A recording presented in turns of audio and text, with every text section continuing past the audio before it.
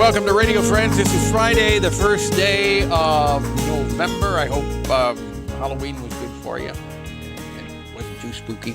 Hey, I tell you what, we've got two wonderful guests with us today. Warren Dalton, he's been on here before, and David James. It's a pleasure to have you here. Good to see you. Both of you. Paul. Warren Dalton, resident historian of Boone County in Columbia, and David James, you're a historian also and kind of cohort with this guy, Exactly. right? That's right. Yeah. Warren, before we get into the books, I know we're here to talk about your book. How old are you? 96. 96. 96 and counting. Yeah. Oxygen caught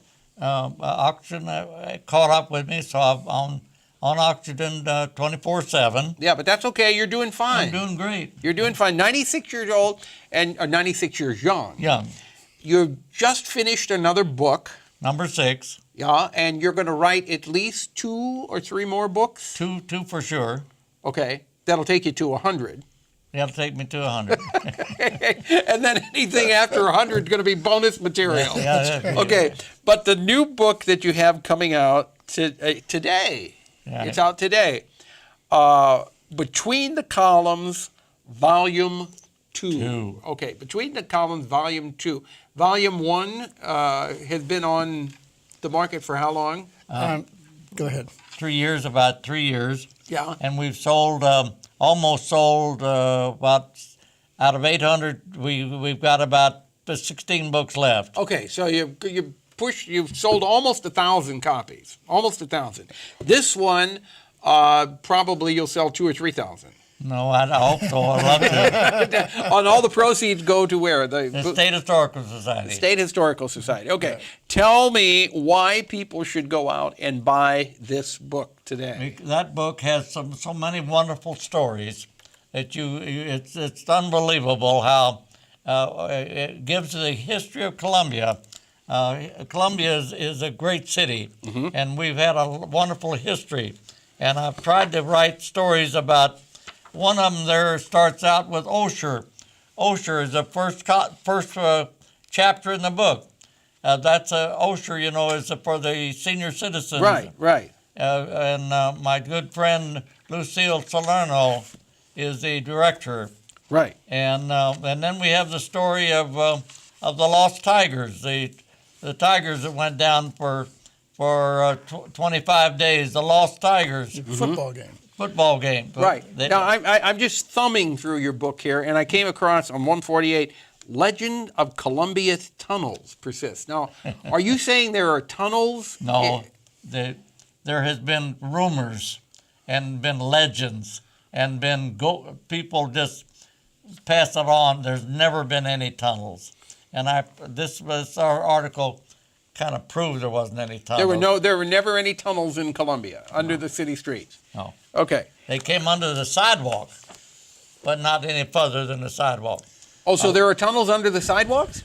No. There were basements under the sidewalks. Oh, and that's how the legends of the tunnels came to be.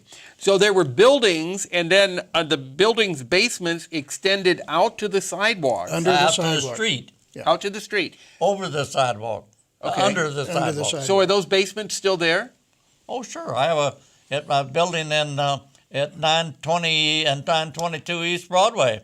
That goes clear out to the street level. Okay. Well, then I'd call that a tunnel. But the basement, so the basement actually goes under the sidewalk. Right.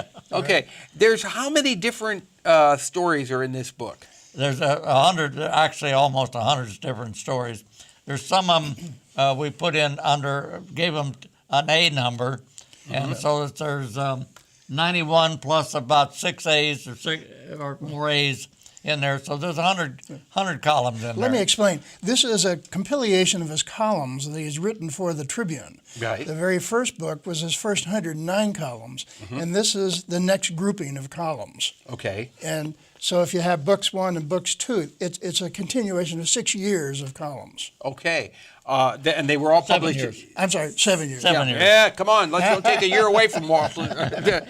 I'm looking here. Almost in 1935, almost no students had cars. That was boy, how that has changed today. One student had a car, and he was a law student, and he lived on Hitt Street, and the law, and then in a law fraternity house. Yeah. He had to own a car in town. Now you're telling me you know this as a fact that in 1935 there was only one student that attended the university that had a car. That lived in town. That lived in town that had a car. Now the ones that out of town that drove from out of town to go to the school, of course they had to come in a car. Okay, but only one student that lived in town had a car. So this is all this fascinating information. Warren knows because he was here. I was here. I was in school. Yeah, this book will be available today. It comes out today. It'd make a great Christmas gift, right? A wonderful Christmas gift. I already have. We had a little pre-sale out of the senior center, and the Tribune has been doing a wonderful job. Vicki Russell has run more ads on pre-sales. We've been pre-selling this for $30, and later on it'll be $35. But we already have over, I don't know how many orders, but quite a few orders on that. And you're not making any money on this at all, are you? No, it's all going to the State Historical Society. The profits. The profits are all going to the State Historical Society. Right. You're paying the bills, and then whatever's left over from the bills. Right. Exactly. Okay. David, you want to add anything to this? The book is enhanced with photographs and sketches and maps that will further explain what's going on in the columns. Yeah. And it's kind of fun to just breeze through and look at the pictures. And when you see a picture, I need to know more about that. So I'll start reading the column. That's a bunch of football players resting down in Mexico City. In 1896. In 1896. So how'd you come up with all these pictures? They're all over Columbia.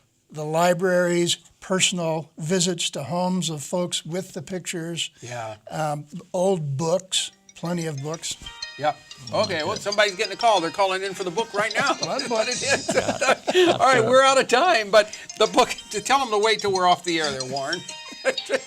He's got to take his phone call and get an order for his book already. I don't know why. That's all right, Warren. Don't worry about it. 2 books. It'll Great. be available.